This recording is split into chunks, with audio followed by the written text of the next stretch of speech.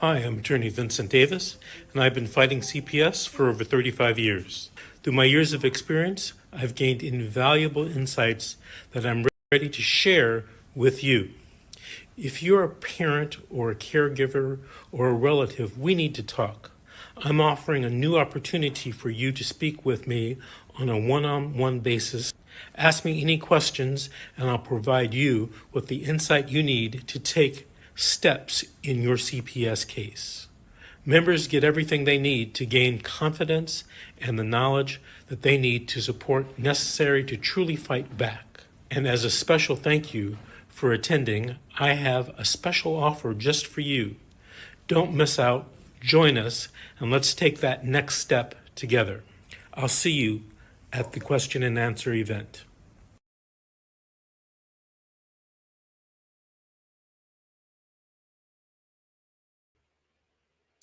Good evening and welcome. I'm Bob Pace. I'm your host, and here we are fighting CPS and stop taking our children.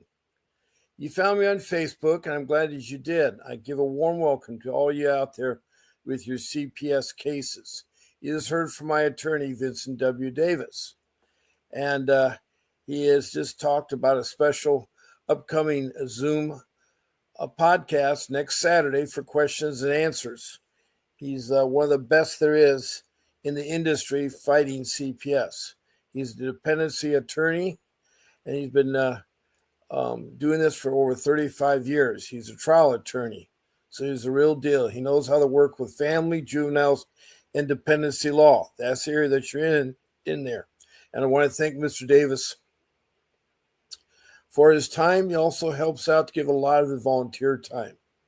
And so there are several ways you can talk to Mr. Davis, and I'll get to that in a few moments there. Now, I'm on every day, Monday through Sunday, first coming on at 10 o'clock Pacific Standard Time, then again on at 7 p.m. Pacific Standard Time. It's 1 hour each show. It's twice a day, 14 shows a week. And I've been doing this for over a year, and I've spoken to over 600 people. I've had now 16 countries that have participated in with this podcast, and the recent one was New Zealand. So now I've had Australia and New Zealand, so that's good there too. Now, there's several ways to participate in this podcast. One way is just being in this room. As I say, you found me on Facebook, Fight CPS with Bob Pace, and you've tuned into my live one here. And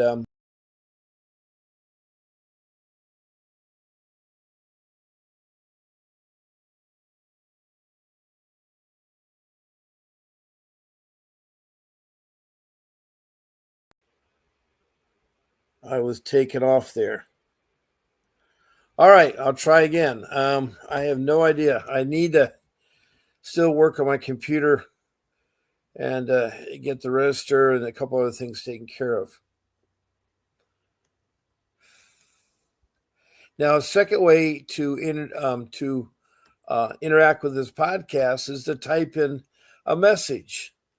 It could be a concern, a comment, or a question about CPS. All I ask you is to please show your first name, your city, or your county, and then, of course, the state that the case is in. Now, if you're from a country, you may have a state or province, but please list a country along with your first name and your city there. And try to be complete with your CPS case. Try to tell as much as possible so that we don't have to guess so much about your case and everything. Now, a third way to interact with this podcast is to be a guest on the show. And I have a producer named Grace who works very well behind the scenes. And she really is very grateful, and thanks to her. Now, all you need to do is email her at grace@vincentwdavis.com.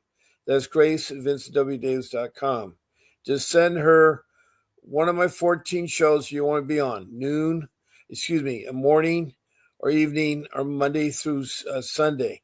Now, there are a couple times during the week that I'm on different times. On the weekend, I come on at 8 o'clock on Saturday and Sunday. That's because on Saturday, I have Vincent's podcast at 10, and I think it's important for people to be able to see his podcast as well as mine. So I come on a couple hours early. I come on 8 o'clock in the morning on Saturday. On Sunday, I'm on early because of church. And so I want to go to church, so I come in a couple hours early. Now, on Friday nights is what we call Friday Night Lights. It's the high school football.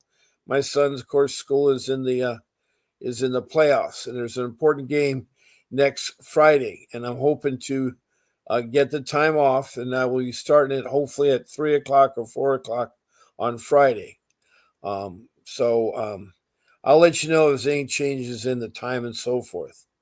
Now, you can be a guest. I can take up to 9 people as my guest, me included, be 10. And Faye will instruct you what you can do and not do and so forth. Now, the fourth way to interact with this podcast is to call in to my phone. Now, that's my office number, 626-698-0990. So you can call into that. I use Vonage, and I appreciate when you call into that number. Now, the other number on my screen is 888-888-6582. That's Vincent Davis's office, and you can reach him if you want to retain him, or maybe you want another attorney, such as immigration or real estate law or criminal law, divorce law, whatever it is. He has an attorney just for you. And also, I have some free time you get with Mr. Davis. One, if you're a guest on my podcast, I'll ask you if you want to speak to Mr. Davis for 15 minutes for free, and then I'll have that set up there. Also, if you call on my phone and you're on speakerphone, then you also qualify for a free 15 minutes with Mr. Davis. Now, if you like to talk to him longer, he has a website that's going across the bottom of my screen. Well, it was going across there. I don't know what happened to it, but I'll put it back. And he will talk to you for 30 minutes for $60. All you have to do is go to the website there. At the bottom of my screen, it'll be under the whole show. So that's all you need to do there. Now, you probably hear me use CPS a lot. And what I mean by CPS, I call it the Child Protection System. Every state will have an acronym or a definition. Like in Arizona, it's Department of Children's Services. In Kentucky, it's the Cabinet. In California, it's the Child Protection System. So I call all the entities the Child Protection Systems. California's Child Protection Services, CPS, which is over there. So when I say CPS, I mean all the systems in every county and in every state, and of course around the world too, because other countries do have issues with CPS. So I appreciate them joining us and texting their thoughts and so forth. So it's nice to have an international room with flavor there. So the definition of the Child Protection System, it's a government agency that is part of social services where they are mandated to protect their children from neglect and abuse. Also, they're supposed to help families in need for food, clothing, transportation, shelter, medical, educational, and even helping find a job. And so that's an important aspect. Also, they find it's necessary to break up the family because they're in domestic violence or in danger. They'll do so, but they're also supposed to do what's called family reunification, bring the family back together. Because studies have proven that the best parents are the biological parents. The best parents are the biological parents. Those are the best.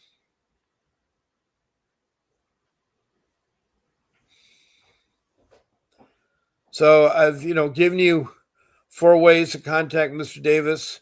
2 of the ways be a guest or call in, speaker to speakerphone. Another way is to go to that website that's at the bottom of my screen, and you can book a 30-minute presentation with Mr. Davis for $60. all you do is go to that website that's across the bottom of the screen.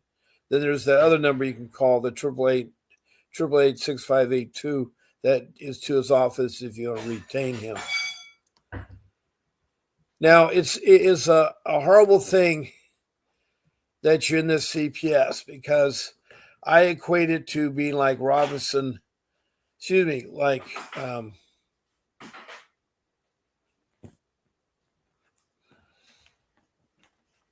like Alice in Wonderland. You know, the story is she's in her backyard, she falls in a rabbit hole, and unbeknownst or unfortunate to her, she has met the Cheshire Cat, who bounces her from room to room to room. And so it's a horrible thing. They're not transparent, and they're certainly not very helpful in getting your case. Now, one of my first rules to talk about is rule number 1, which is get an attorney. And it's very important that you have an attorney in this matter, because you're dealing with a very hard entity that work against you. They want to traffic your children into foster care, which is not a good thing to do. I don't think that is a good thing to do, but they do that. So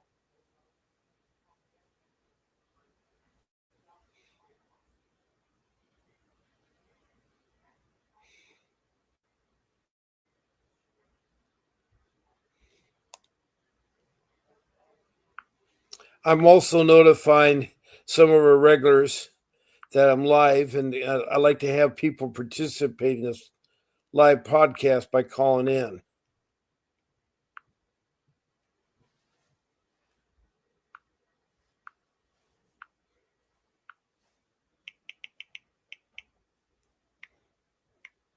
One of them is Faye Manley out of Richmond, Kentucky.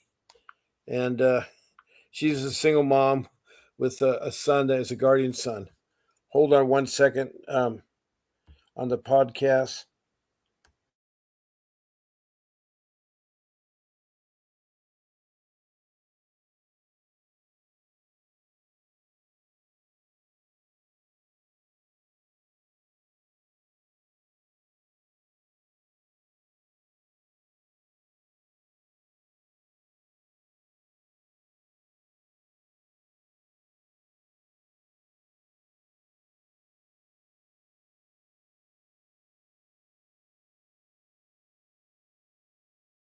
Okay. I'm doing this out of my home.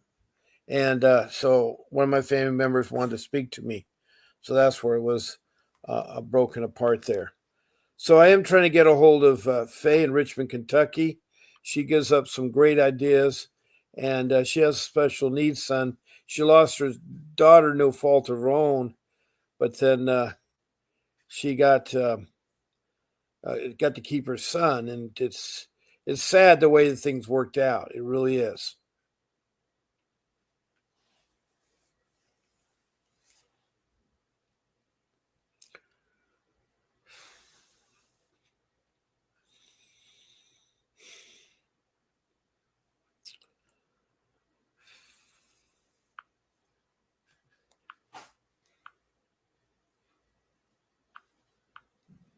Okay. I'm trying to get a hold of Natalie in West Hollywood, and I don't know why we got loud music all of a sudden.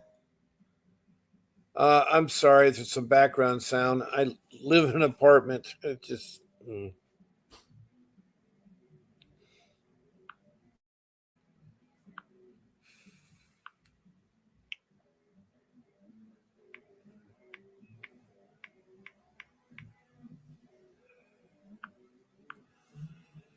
Um,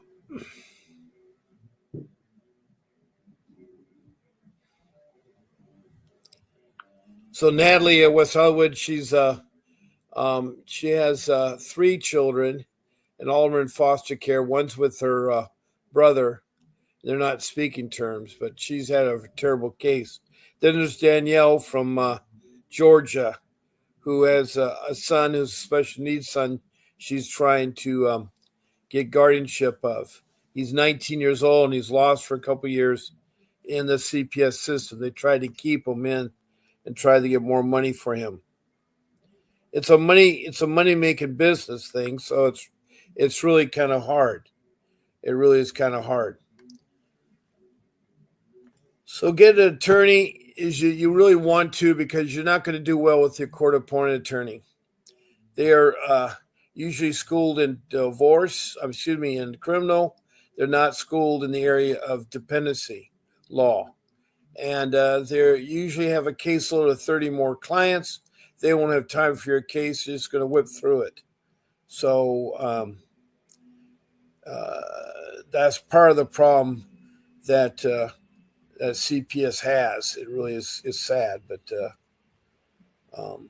they're not really. A court-appointed attorney is they don't fight. There's no incentive. And so you're not going to go very well. That's why you need an attorney like Vincent Davis or some other dependency law attorney that you need. They're the ones to get back. I mean, you're fighting it like it's open heart surgery. You have to have a special heart doctor that can do it, that's well trained. The same thing goes with your case when they take away your parental rights. You got to be careful of that. As I say, we got a couple people in the room. Not much activity is happening, but understand every night's different. Some nights is real busy in here. Some nights it is kind of slow there.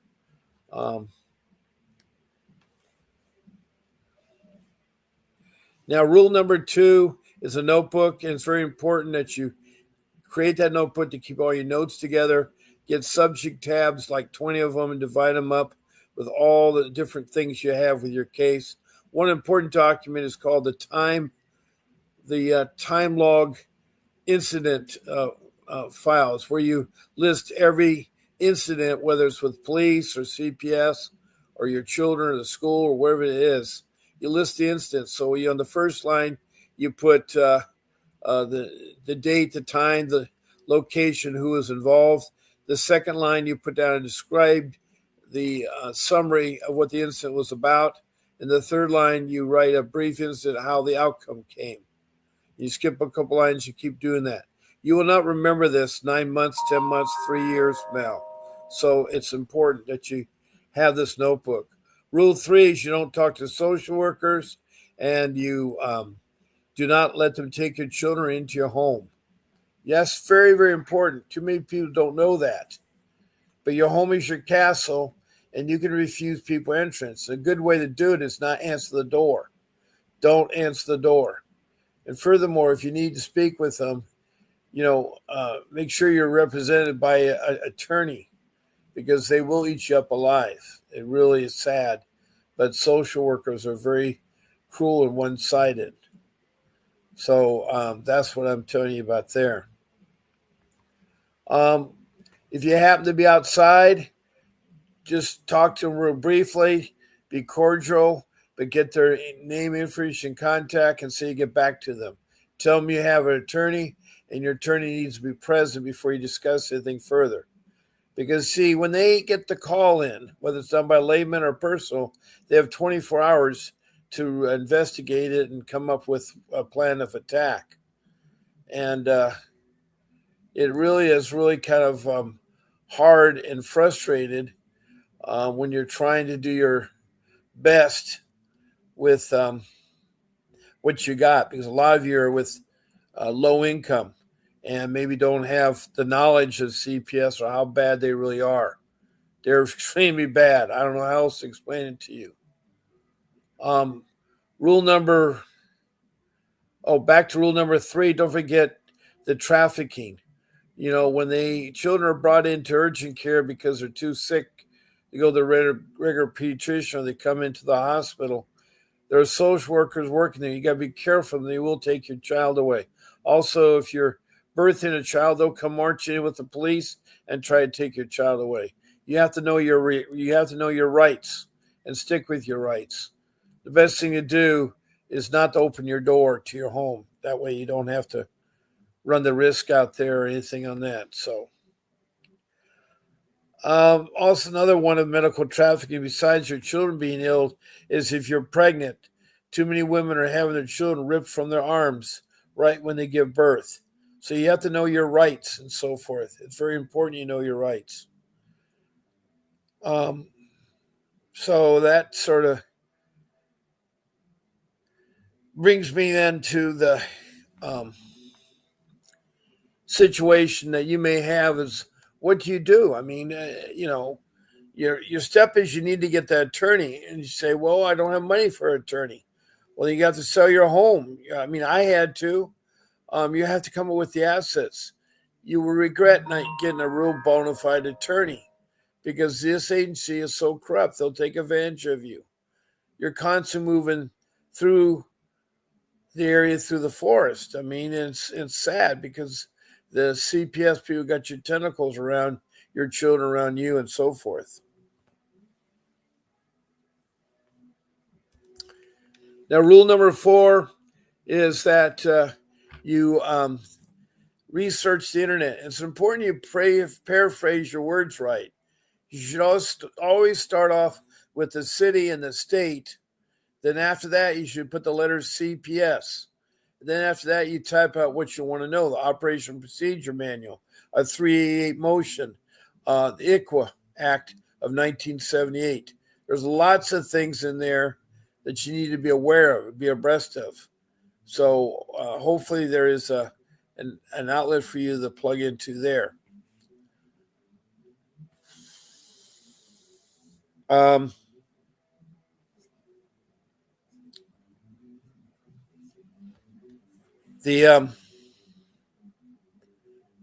The search internet is going to take time, but everything you need to know is on there. It's just how you phrase your question, and you got to spend at least 60 hours to really research your case. Now, rule number 5 is with your documents. And what I mean by documents, I mean like your children's birth certificate, their social security card, their school reports, any school issues noted, also any mental behavior problems or anything, reports like that. All those documents you should put in an envelope so you have it ready so you prove it. Like the birth certificate is one that most parents forget about.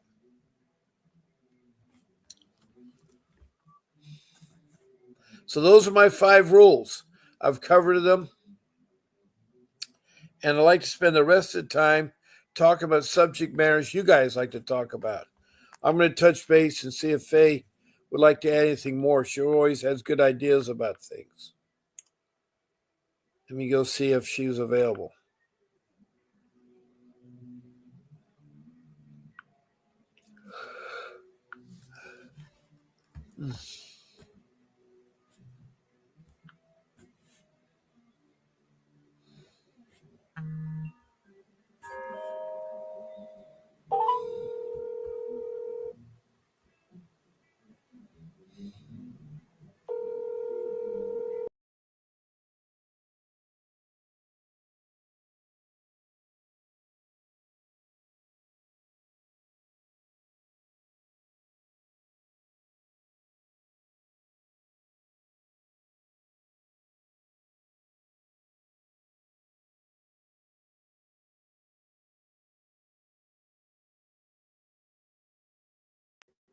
Yes, hello.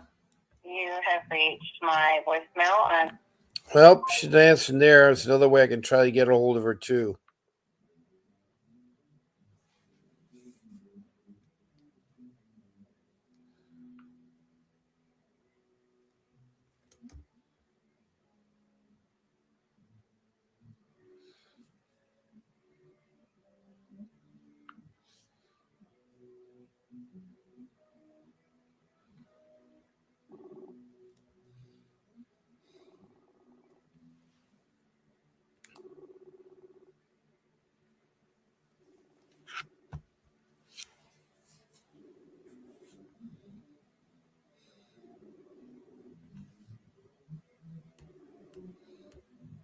Now we have 8 rooms that come in here And that's why you see all these little messages from each of the rooms. Now we have a message here from Kenneth um, Burks, and he says the jury has found me guilty and took my rights to my child. Now you say jury. Um, can you tell me what city and state you're from? And CPS does not have jury trials. CPS does not have jury trials. So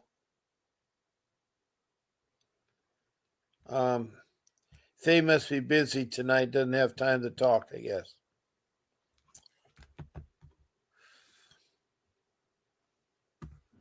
But I welcome you for calling in, Keith. Can you explain me more about your case? And if I'm not mistaken, you said jury trial. That's only in criminal matters. This is a criminal matter, but with CPS, you're guilty until you're proven innocent. Where all the other courts of law works, you're innocent till you're proven guilty.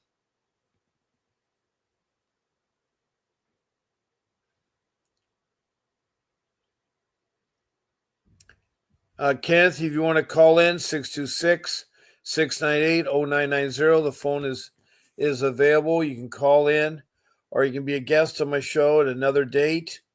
And you would just email Grace at VincentDavis.com, VincentDavis.com.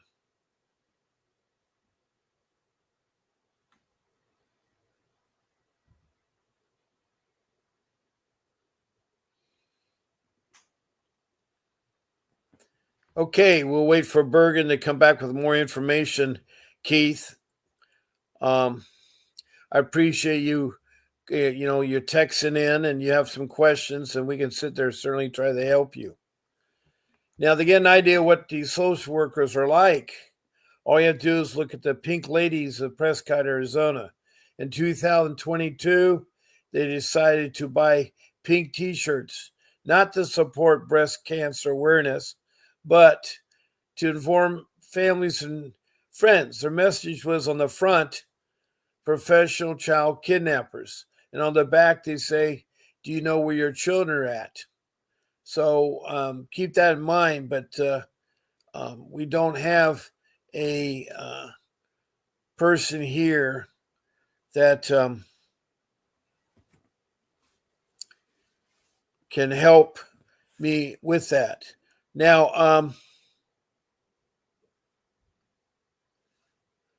I have another area that, okay, with these workers, by the way, they parade around in Walmart, Kmart, Costco, Penny's, Sears, and they were caught. I mean, they had the message in the front, professional child kidnappers, and on the back, they had parents, you know where your children are at. They were fired along with the director, which left them with one personnel to take care of the department. And it's going to be possible to see how you can handle everything.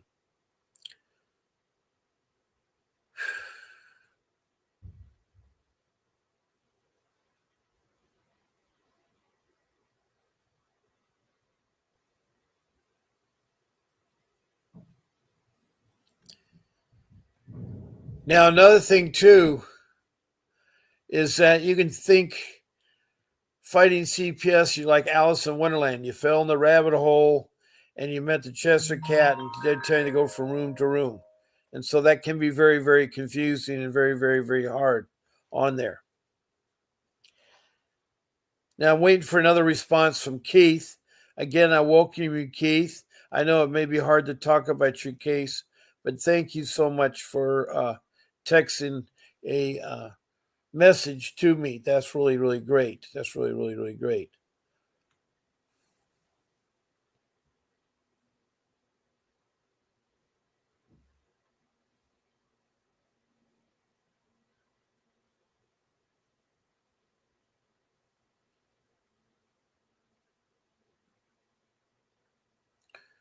Again, my phone number is 626-698-0990. You're welcome to call in on it.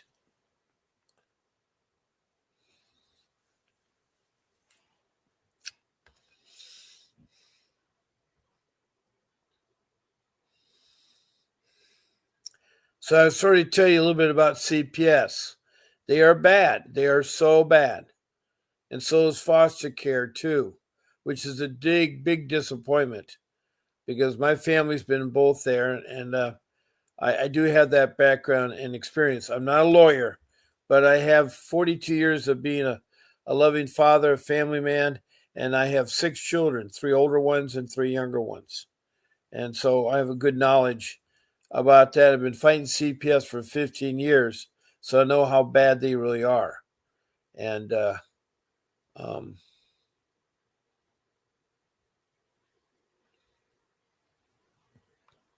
they are probably the worst entity I've run across, worse than IRS, because they're not after you bring your family together.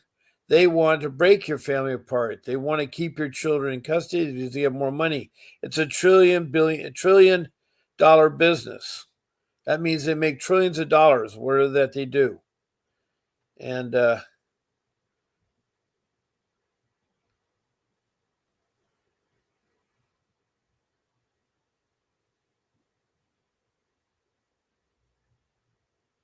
now we're now into the halfway mark of a show.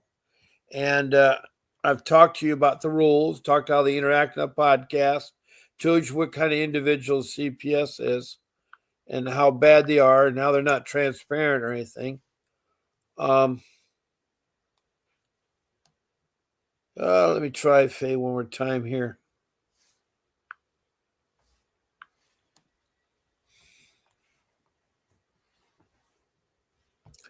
Okay, we got a bunch of the same rooms that came in. Wow.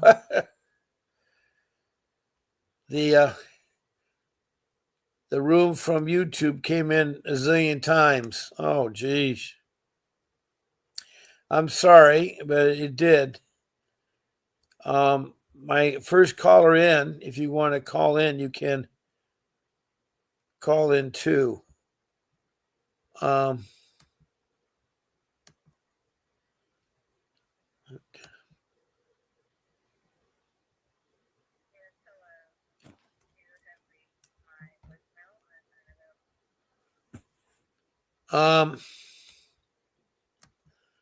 Still can't get a hold of Faye there. So what I'm going to do is that one of the subjects I talk about is about Core's Digest. It has questions about CPS and answer, and then maybe you all can join in, see if you like the same answer too. Let me go ahead and pull it up right now.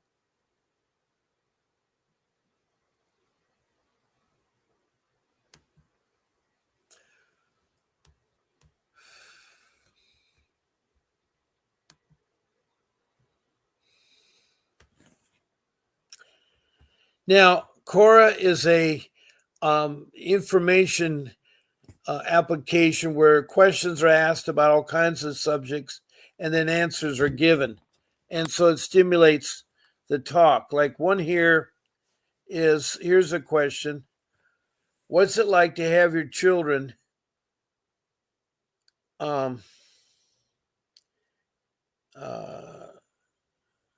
taken by CPS, and did you get them back? And let's see here.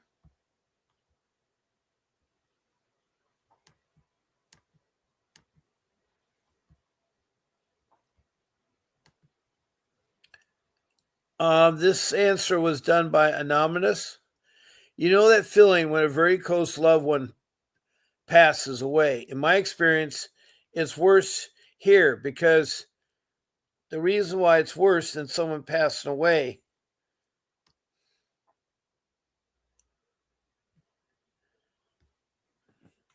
because you're grieving your children are still alive and there's no closure. See, that's what the problem is. When your children are taken from you unnecessary, which they do 99% of the time with the lay people that call in, CPS is very corrupt. This anonymous person said, my 6 children were taken 2 years ago. I've not seen them or have been able to speak to them since. My husband and I made all mistakes when CPS opened their investigation. We allowed them in. We allowed our children to speak to them privately. We wanted to comply. Didn't get an attorney till after they built a case against us. They knew what they're doing, and we were naive and had no clue. Now I have a daughter who is in, let's see what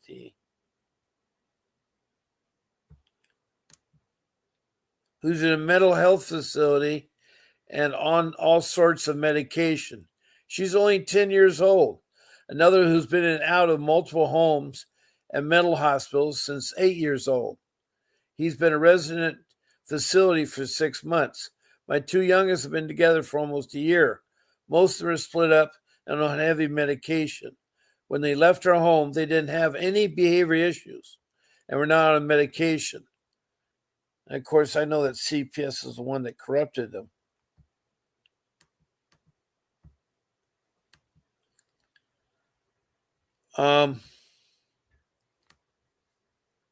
CPS has moved to terminate our rights since a month into our case.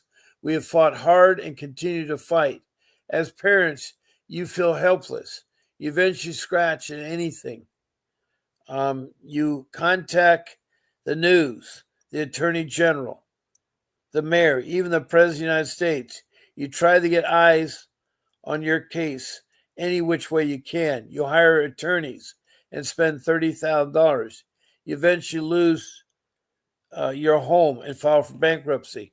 This sounds like my case. Guys, this is like my case. Most days I do not want to get out of bed. I think about committing suicide often. I obsess over this day in and day out. When you hear that one of your children are doing awful, it's a stab to your heart. When you hear they move to the sixth home, it's gut-wrenching. When you hear the 8-year-old son has all of a sudden talks about committed suicide, you lose it. You eventually beg these people to at least let you tell your children that you love them and are still fighting for them, that we didn't abandon you, but we cannot. Our children have heard nothing from us. I carry these children, I bore these children, I breastfeed them, I love them with all my being. And I know how sad that is. I remember the day I left my scared children in that courtroom. I looked them in the eyes, and if they cried and told them that no matter how long it takes, I'll get you back. My youngest was 2. She was much shy from her 3rd birthday. She had no clue what was going on. A month prior, we stopped breastfeeding. I was pregnant at that time and needed to stop nursing her. I'm glad I did. Poor child, she doesn't remember who I am anymore. But every Mother's Day, when her dare classes, as the other children make cards for their mommies, she sits in a corner and rocks. She tells her foster family she wants a mommy too. She does remember me though, and that shatters my heart. The system is messed up to say the least. I really feel for all those children in the system. My heart goes out to them. My heart also is with the families, the ones who had their precious babies removed. Even if you make a mistake, my heart is with you and hopes you get your and hope these children feel in the system. My heart goes out to them. My heart also is with families, the ones who've had their precious babies removed. Even if you make mistakes, my heart is with you and hope you'll get your babies back. My TPR case next month, which stands for Termination of Parental Rights, a few days my baby's 5th birthday. Wish me luck. Well, that's a very sad story. That really is. Wow. I'm just, I tell you, it's these stories that really are tearjerkers and everything there. I'm going to read another one here from Cora. Let me go back to it.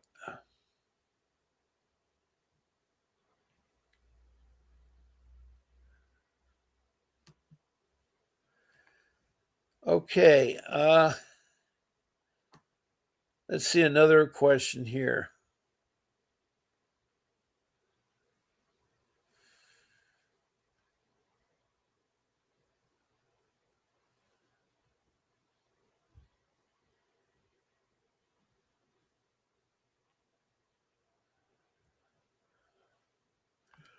Okay, here's a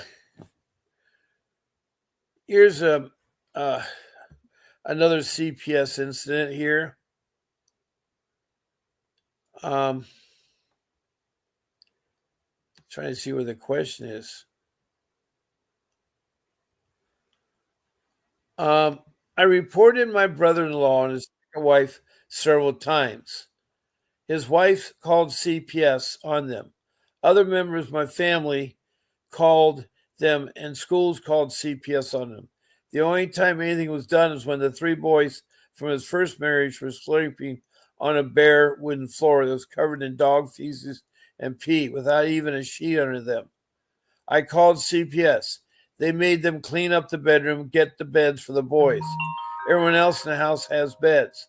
The dog promptly ruined them again, going to the bathroom on them because it was never taken outside. The boys were on the floor again. Reported them for keeping food from a 3-year-old nephew and for a 3-day punishment for getting in the leftovers. Nothing happened that time, or the time his wife told me she was dosing her 8 months old baby with cold medicine to keep her asleep all the time. Oh, this sounds terrible. There were too many incidents to list here. That was Missouri. That was Missouri during the late 90s through 2005. They have 13 children now. Wow, that's a big family.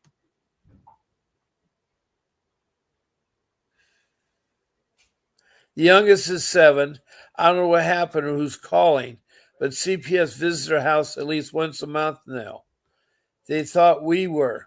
I didn't even know for sure CPS was going to their house until they told me. We didn't talk for them for years because of children. We couldn't help them, and they wouldn't even allow them to come over to our house anymore. We used to take them overnight as much as possible and for visits. Let me see. Because of children. We couldn't help them. They wouldn't even allow them to come over to our house anymore. We used to take them overnight as possible for visits. My daughter, as well as her husband, and I. It hurt to see what they're doing to the kids. Wouldn't watch and do anything about it.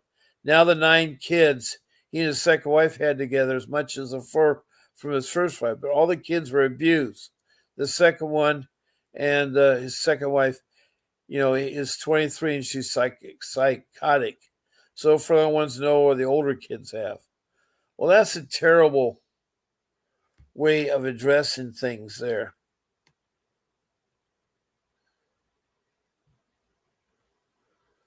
Now, here's a question. How does CPS get involved in your life? And what do you do about it? Well, here's the answer by John Kerry. It isn't clear if you're asking this of the parents or survivors.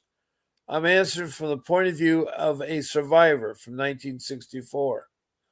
I was called out in the class to the nurse's office. Both the nurse and social workers were there. I wish I could remember her name. I can't. I think the social worker chose the nurse's office as the least threatening office available. When I went in, the social worker closed the door and nonchalantly stood between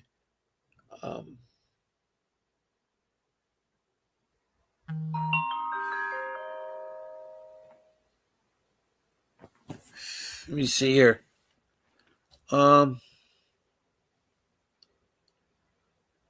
That was closed the door and nonchalantly stood behind me and the door. Well, later decided this was to keep me from bolting. She had me sitting on the cot, so it was just 2 chairs. My face was a mess.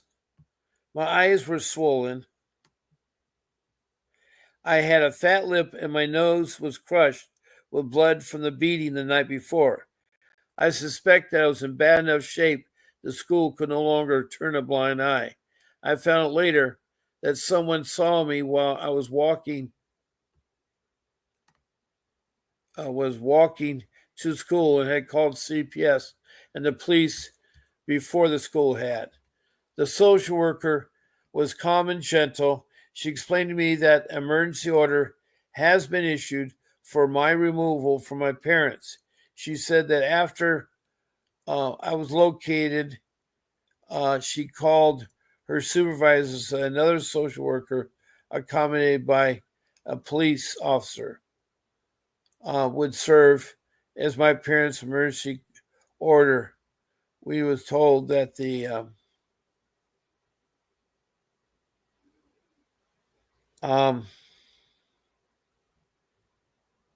me see. I was located. She called her supervisor. The other social worker accompanied by a police officer would serve my parents' emergency order.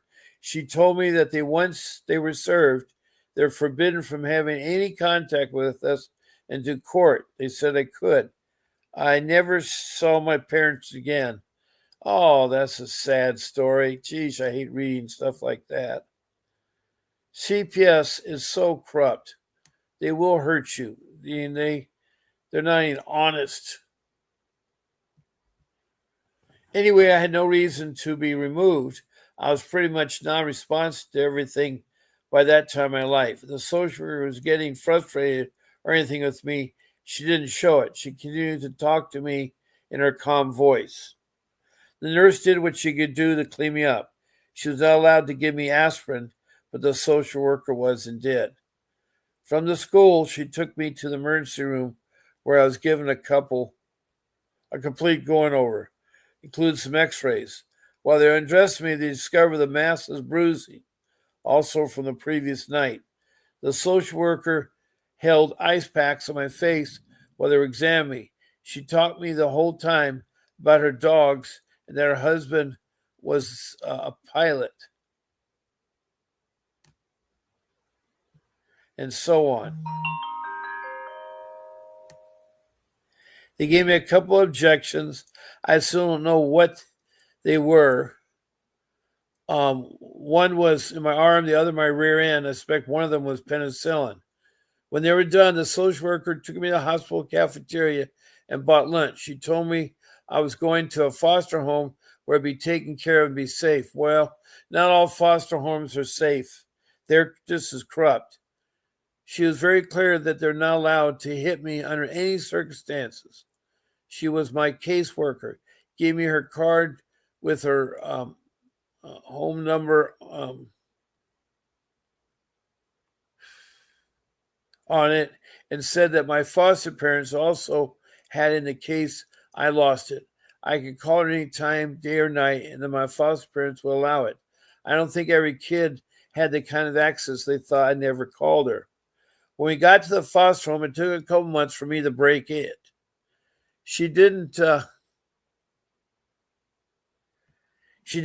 drop me off and leave. She stayed a couple hours, introduced me to the foster parents, talking and waiting for the colleagues to arrive with my clothes and stuff. They had 2 fair-sized boxes, one waiting for her colleagues to arrive with my clothes and stuff. They had 2 fair-sized boxes and for clothes and other stuff.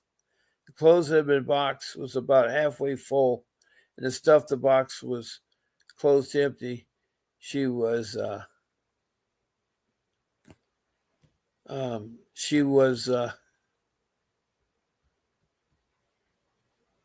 and my foster family helped me put it away. They said quite a large portion of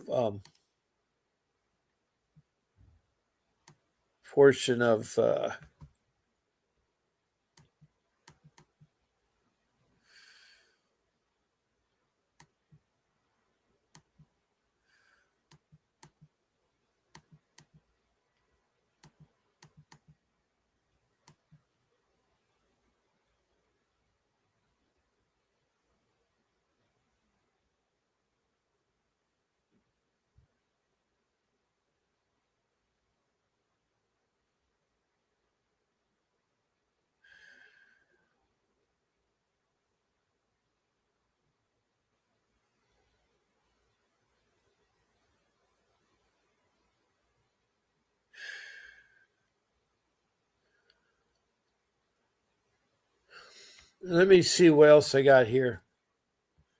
In court, I need to go back to the studio because I'm reading there. Still haven't heard any further from Keith. Do not where you are, Keith. and like know some more about your case. Also, it's interesting. He said the jury just found me guilty. Yeah, in CPS, there is no jury involved. There is no jury involved.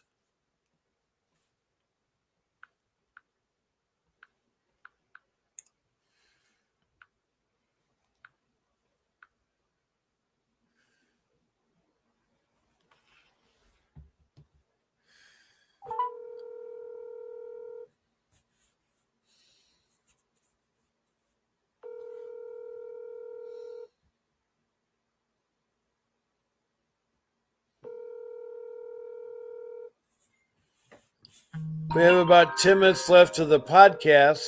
I'd love to hear more from Keith Burks.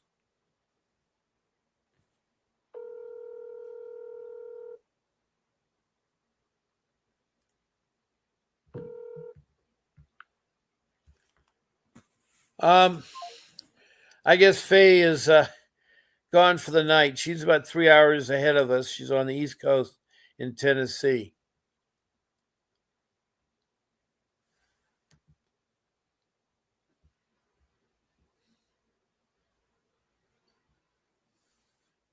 Now let's see if there's another one for Cora that we could find and ask another question here.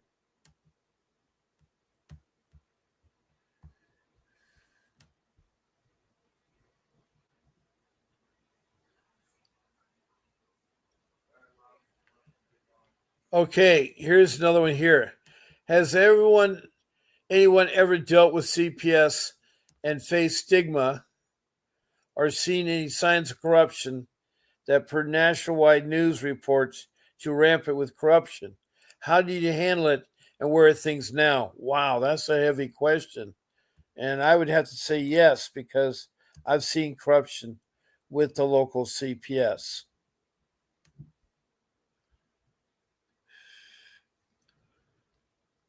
Now, here was the response to that remark. I've not personally faced stigma because of being CPS involved. However, I worked in a small agency where I worked along CPS. Sometimes cooperation with them, and sometimes not quite as friendly. My clients were families who were CPS involved, and usually due to issues of neglect, but sometimes the child abuses. My clients were struggling with addiction, were low income, and usually all had other problems such as homelessness, mental health struggles, and lack. I agree. I agree.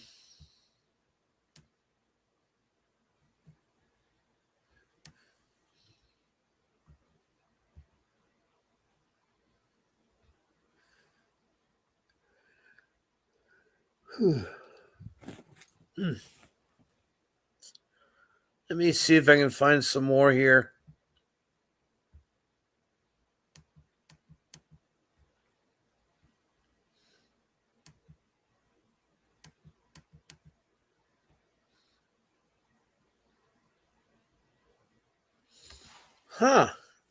Here's an interesting one. Here's an interesting question. This says, what is the best way to go about fighting CPS and what steps specifically? I contacted everyone all the way up to the governor, so it needs to be bigger than that.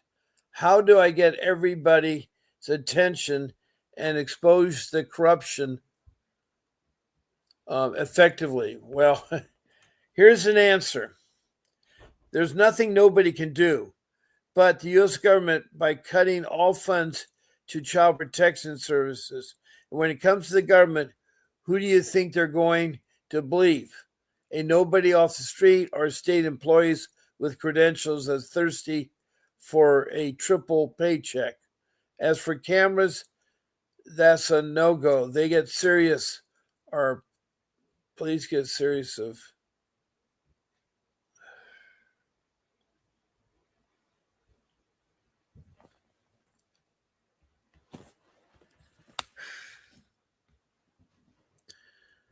They're going to protect service when it comes to the government. You think they're going to believe a nobody off the street or a state employee with credentials. That's thirsty for triple paycheck as for cameras. That's a no-go. They get security or police escort to frisk everyone for cameras. They do not want their corruption recorded or documented. And the lawyers and the judges get a big paycheck for each child they adopt. They're going to lie and say that they are the ones paying. It's merely a diversion.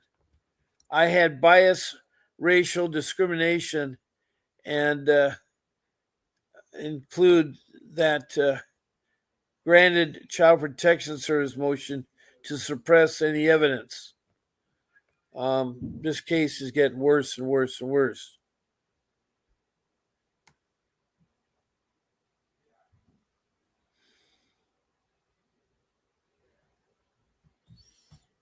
Well, that certainly was not a nice thing there. I just don't what happened to my picture.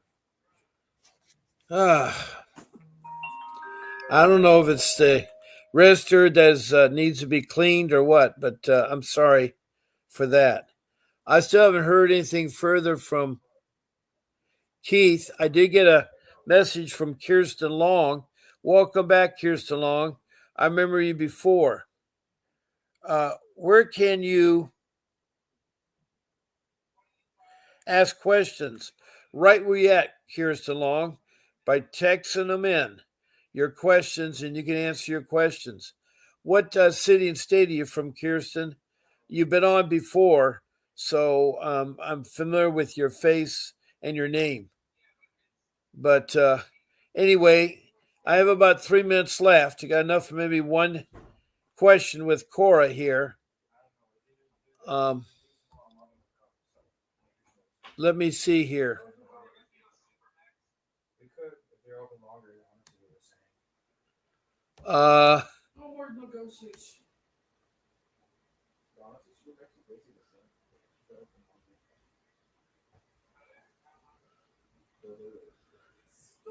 Here is another question.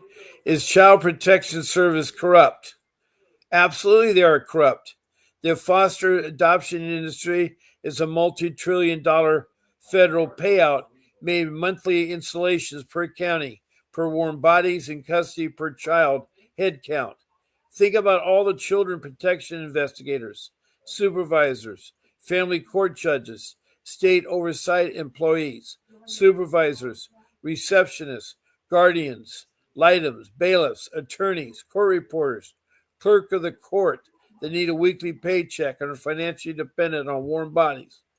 Enter the child protection to earn their paycheck to make their mortgage and car payments.